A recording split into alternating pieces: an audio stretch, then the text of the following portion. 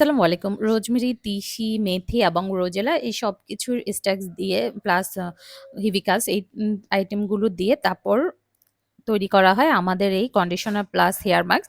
আর এর মধ্যে এছাড়াও আছে শিয়া বাটার, ক্যাস্টর অয়েল, নারিকেল তেল, vitamin A oil, TT oil, essential oil বিভিন্ন ধরনের উপাদান যেটা আপনার চুলকে সিল্কি করার পাশাপাশি অনেক বেশি সুন্দর এবং সফট করবে এবং হেয়ার গ্রোথ করতে অনেক বেশি হেল্প করবে।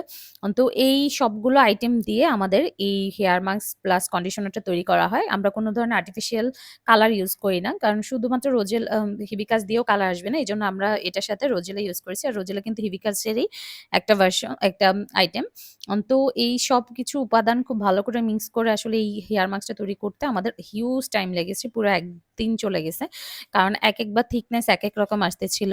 তো যাদের অনেক বেশি ফ্রিজি হেয়ার বা হেয়ার অনেক বেশি রুক্ষ বা ভেঙে পড়ে যায় তাদের জন্য কিন্তু বেস্ট একটা আইটেম হলো এই কন্ডিশনার প্লাস হেয়ার মাস্ক। আপনারা যদি এটা কন্ডিশনার হিসেবে ইউজ করতে চান সেক্ষেত্রে আপনারা শ্যাম্পু করার পর ভেজা চুলে ১০ থেকে ১৫ মিনিট পুরো চুলে একদম আগা থেকে গোড়া পর্যন্ত স্কাল্প বাদ দিয়ে পুরো চুলে খুব ভালোভাবে এপ্লাই করে দেন আপনারা নরমাল পানি দিয়ে ১০ থেকে ১৫ মিনিট রেখে ওয়াশ করে ফেলবেন।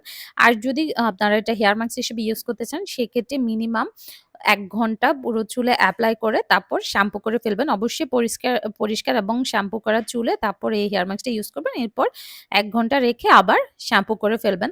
আর এটা ১ম বার ইউজ করলেই দেখবেন চুল এত বেশি সফট এবং শাইনিং হয়।